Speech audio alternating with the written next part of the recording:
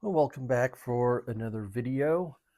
Today we're going to be doing basically two main steps in this video. The first is a relatively simple one. We're going to be mounting a couple of metal parts onto it, but they have to be painted first and prepped. And so these are the first real metal parts that we're putting on this ship. So I want to talk a little bit about how I prep these pieces and stuff, and talk about the process of painting them and whatnot. So, like I said, this ship has a lot of these metal parts in them. I'm not sure what the metal is. It's probably like a lead-free pewter or something. That's usually what they use. And the first thing you need to do in using these things is they have to be washed. And I'll put some pictures here, and you'll see, because I actually started the process of painting way back when I started the ship, because I knew I'd be building the ship over the winter. It was going to be cold, and I used some spray paints that you'll see, and so I wanted to be able to do some of that outside. And so some of this stuff has been done for quite some time. But yeah, so you start always with washing the pieces. I just use a Dawn dishwashing liquid. That's pretty much what you kind of want to use. It doesn't have to be Dawn, but you want one that cuts grease. And because the all the pieces have a really thin layer of it's a release agent that they use in the mold so that the pieces can pop out, and it's kind of greasy. And if you just try to paint on top of that, the paint's going to have a difficult time sticking. It might stay for a little while, but it's going to chip off very easy. I mean, you just kind of nick the metal piece, and the paint will come off. So you got to get that off of it. And so that was the first step, was just kind of washing all of these pieces. I just put a big kind of tub with some water and dish soap in, and a sponge, just sponged everything off, then laid everything out to dry. And you can kind of, on some of the larger pieces, especially with the big flat back, you can actually feel the difference kind of before and after. You might not notice it before you wash them, that yeah, they're kind of a little slippery and stuff. You can slide across, and then there's, if you rub your fingers over it after you wash it, there's a little bit more friction there, because they do that. So then, so once I get all of them dried and they're ready to start painting, and so I don't just go and start putting the colored paint on them. They really should all be primed, and I use a spray primer. Um, if you bought the Ochre color kit for this kit, it's going to come with a primer. That primer's fine for wood, but I don't think it's really the right thing to use for metal. And right, you can just get a much more uniform uh, primer coating without any brush streaks or anything like that, with the spray primer. And so the next thing, though, is the color choice of the primer. And most people think of primers being that light to darkish gray. And if you have that and you use it, that's fine. But you can get primer in different colors. And now the three main colors that you'll find kind of in modeling is going to be white, gray, and black. And I typically use black. Black primer. This comes from my background with painting wargaming miniatures.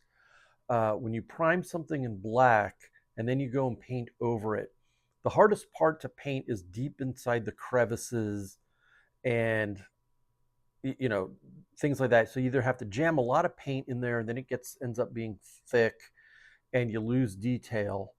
But with a black primer, if you don't get the paint all the way in those deep crevices, well, those same spots would be where shadow would fall anyway.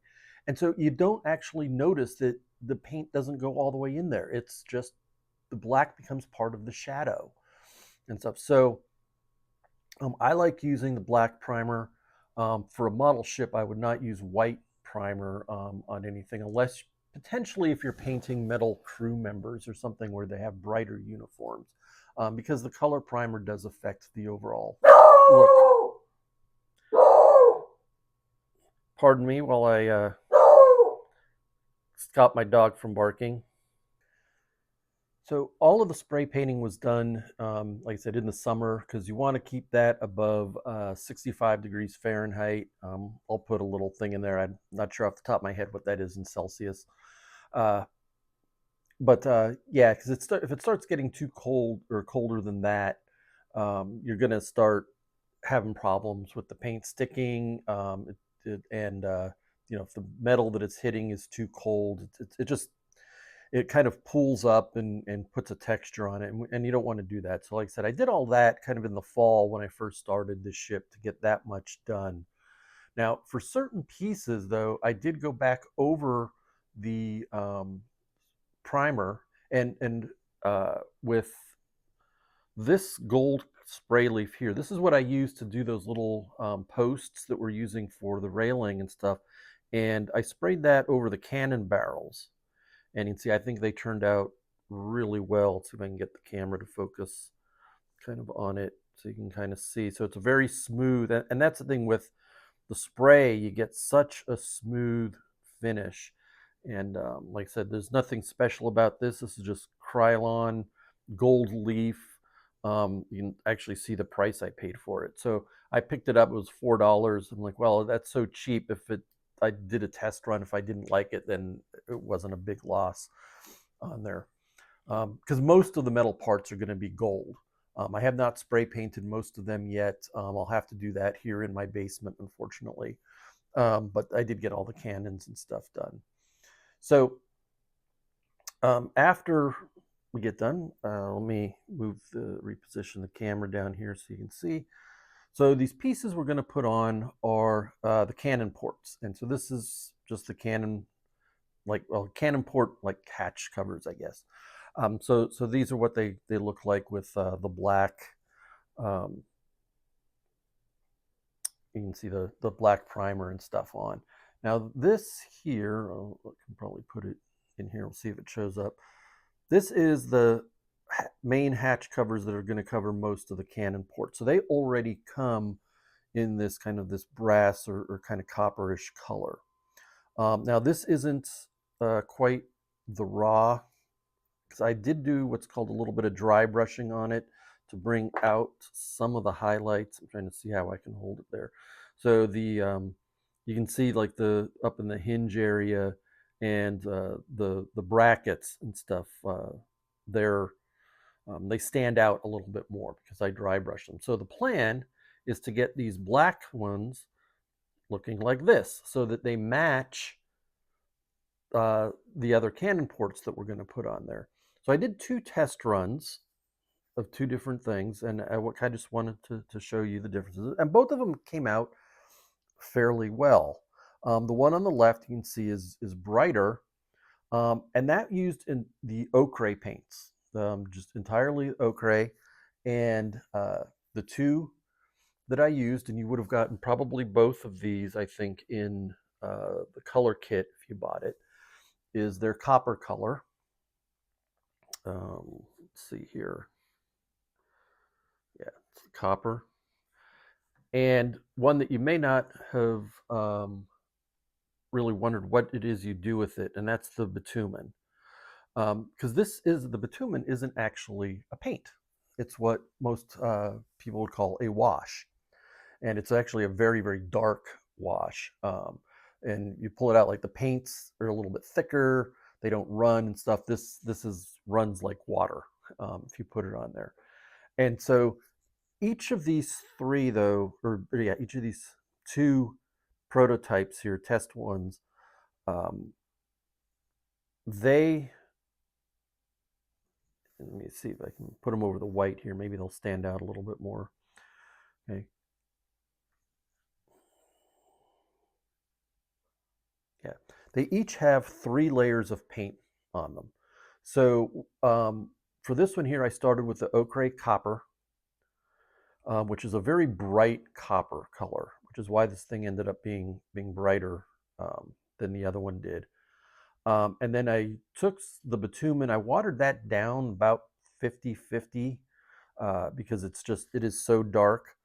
Put it all over the entire thing. That starts to really darken the copper color a little bit. and then kind of used the brush and kind of capillary to pull some of it back off. And the purpose of the wash is it gets in all of the crevices and the deep parts and stuff, and it darkens it in there. On the bigger flat pieces, it doesn't have quite as much of an effect, and so like the high pieces stay bright. Broader fat pieces will darken a little bit, and then the really dark kind of recesses in it. And because it's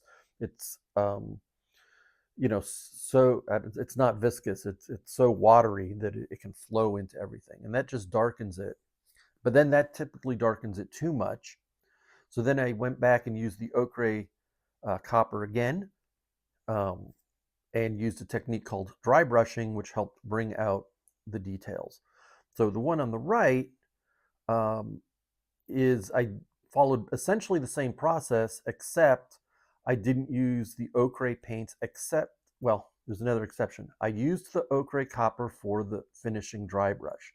Um, I went back to, again, my Citadel colors, and I painted it with Castellan bronze, which is just a darker bronze.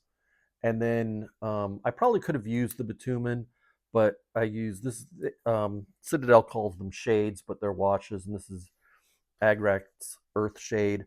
But it is very, very similar to the bitumen. It's just not quite as dark in there. And so that's kind of what I got. And if we show the pieces that are already the copper color next to that, you can see that they're almost indistinguishable. So I've got one of these painted. This one here, I'll probably go at some point. Um, Either I'll spray paint it in black again, but first just to see if how much detail stay. But I'll probably just dump it in some acetone, get all of the paint off, reprime it, and then put it back to this color. We don't need all of them. It came with 10 of these, and for this step we only need 6. So I'll do that a little bit later. So let's go ahead and we'll get started painting these, and we're going to follow that exact same process so you can see kind of how it evolves. So I always give the paints a good shake.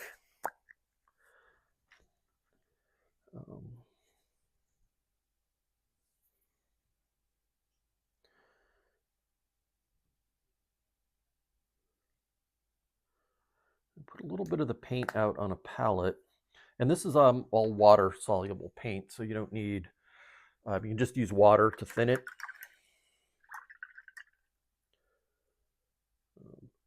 And so I clean the brush, but the next thing is I just put another drop of water into it. So you typically with these paints, you want to thin them a little bit from what they give them straight out. And we'll just start painting them. We want to spread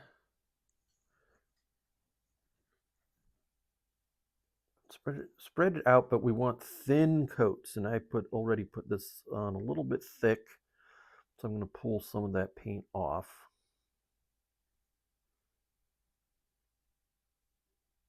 Because I want to be able to see there's wood grain detail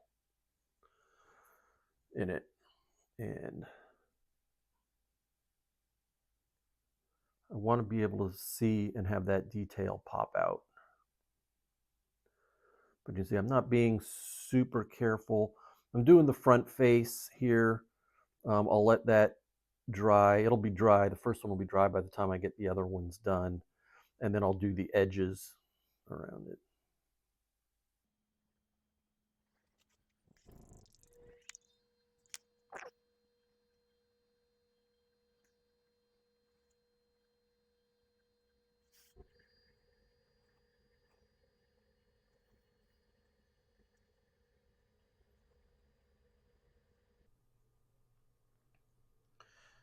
All right, well, let me go and finish this, and then we got to let these dry for a little bit, and then we'll come back and put the wash on. All right, so all of these, the paints are dry now, so now we can go and apply the wash. There's no reason to thin or put on the palette, so I'm going to take it directly out of the pot, and you just kind of brush it over these, but again, you don't want to apply it kind of too heavy. Let me kind of zoom in, see if you can see these a little bit better. And so once I get it on there, then I'll use the brush to kind of spread it around if I think there's too much, in, in some places. But it may be hard to see, but it on the camera, but it is accentuating and basically bringing out the wood grain look, the grooves and stuff that are in there. I may have put the paint a little bit heavy on that one. Um,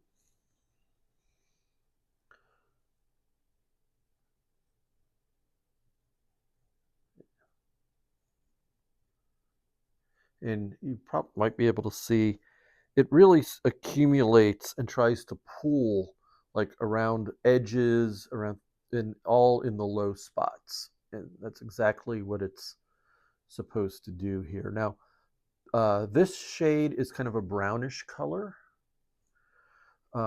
which is perfect for these kind of metallics where you want a copper or even gold. It works fairly well with. Um, Another one that the same company, the Games Workshop, makes is something called Nuln Oil, which is a black shade. And if you're doing something that's maybe a little more industrial, or you want to give something that like grimy, oily look, that's a really, really good shade. You put that over like a silver metallic paint or something like that, and it makes it look just like it's totally greasy and grimy and stuff. So if you're doing maybe not sailing ships, but steam era stuff in and around some of the working stuff, that would probably work fairly well. So okay, so the wash has all been applied to all of these. Now the washes take longer to dry than the paint. So again, I'm gonna probably go do a few other things. This will probably take a good 10 minutes for the washes to completely dry. So we'll come back when they're done and we'll do the dry brushing. So, all right, the wash that we put on there, as you can see, is completely dry. And if I zoom in, you're going to see how the recesses got darker, but the broader, flatter areas kind of stayed the brighter color. But now we're going to go and really make kind of the high points and the details just kind of pop out of here. Zoom back out. So like I said, for this, I actually am going to continue to use Oak Ray's copper paint.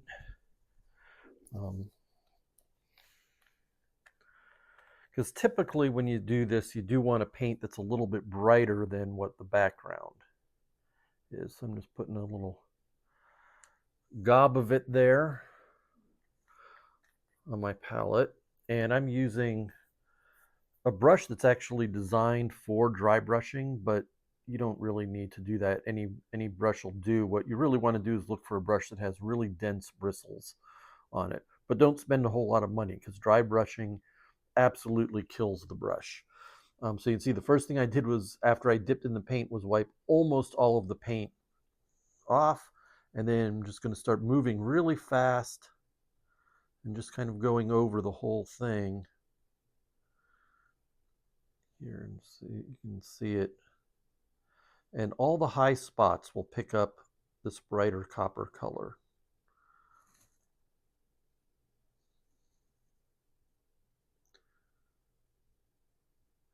I want to make sure I can usually put it around the edges and stuff of the whole thing. So that here, if I hold both of these up, here's one that's been washed on the left, or dry brushed on the left, and the one that hasn't on the right. So let's go and we'll do the rest of these.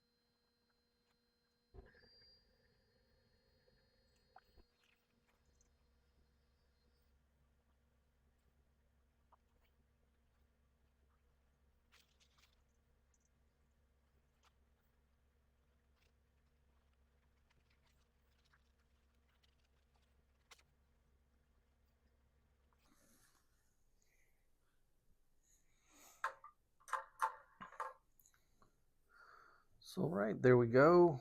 There's the 5 I just did, the original prototype. And like I said, one of the opening cannon ports that are going to go on the side that comes with the ship. So you can see they're all pretty uniform in color. Actually, the first one I did, I might want to do a little bit heavier of a dry brush on it. I'm sitting here looking at it, and it's not quite as bright as the other two. So let's...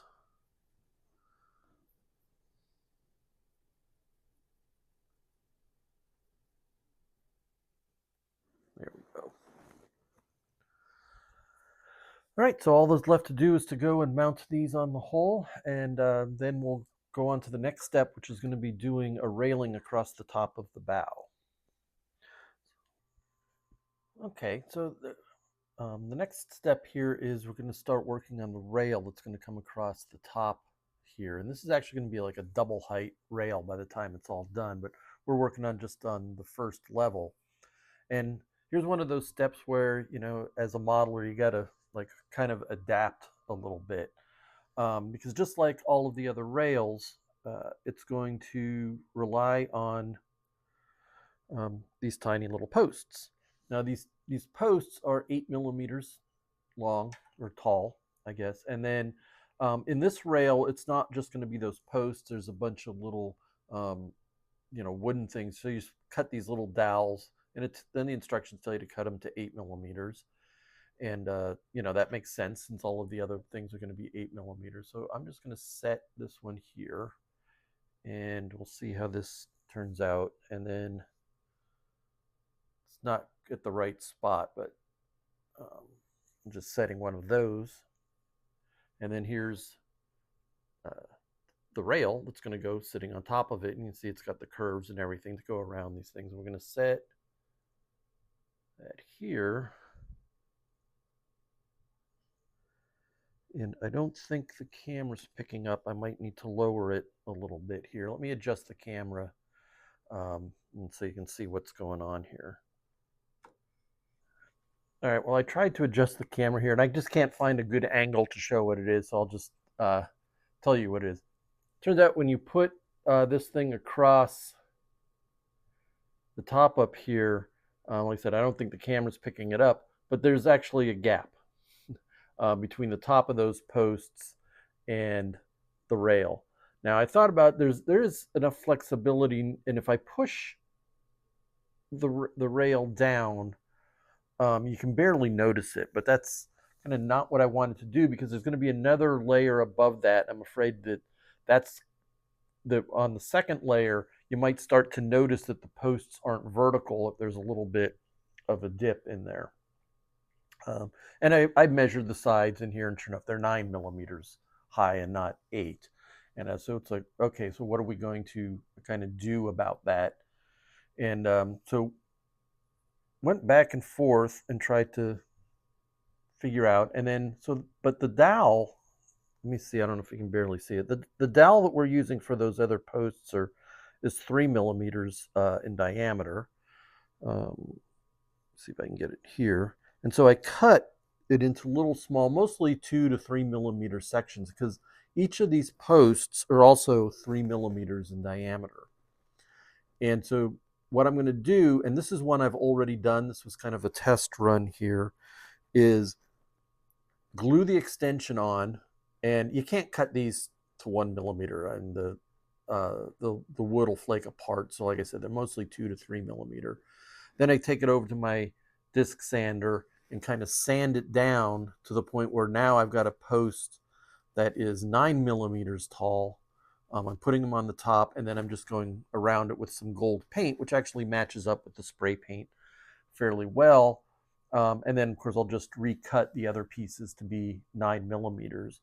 And I'm not going to waste these 8 millimeter ones. They'll just go on to the top rail, which will be at 8 millimeters. So, yeah, just one of those things, you know, you kind of always have to overcome a little bit.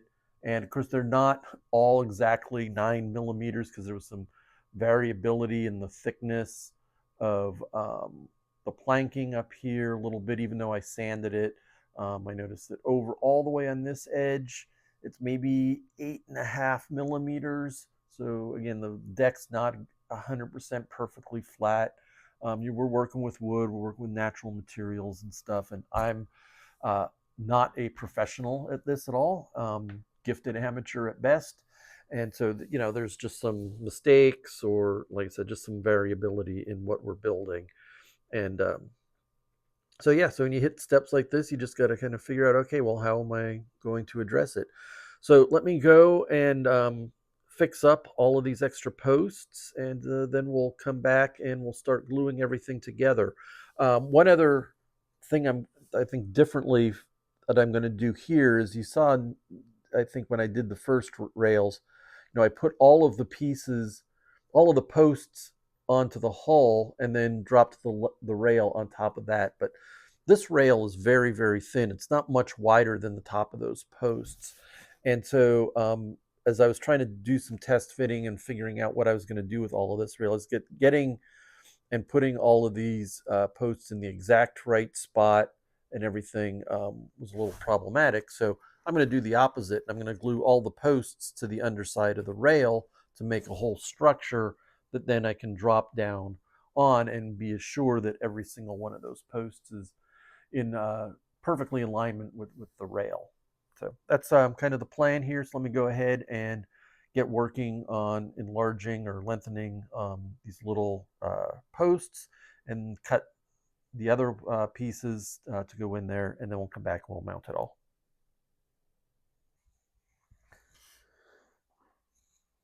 Okay, I've got all of my little posts extended. I cut some new dowels at 9 millimeter, and so now I'm going to start gluing them on. I've already made some dots. I'm sure the camera doesn't see that.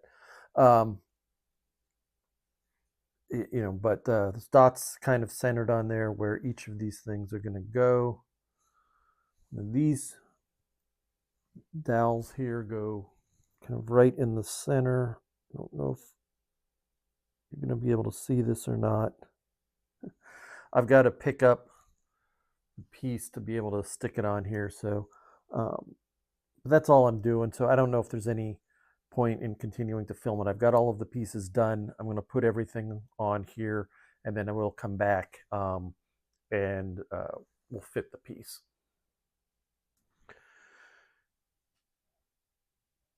Okay, I've got all of the pieces kind of glued on here now, so all there's left to do is to glue the whole assembly onto the deck. So I think that's what we'll do now here. We'll just need to get some glue on the bottom of each of these.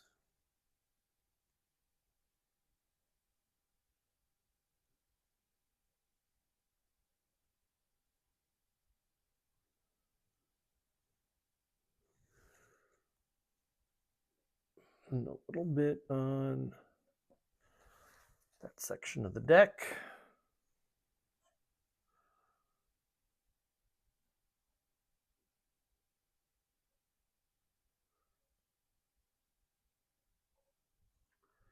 Yeah, I'm just going to put a little bit of weight on there, keep everything down and in place.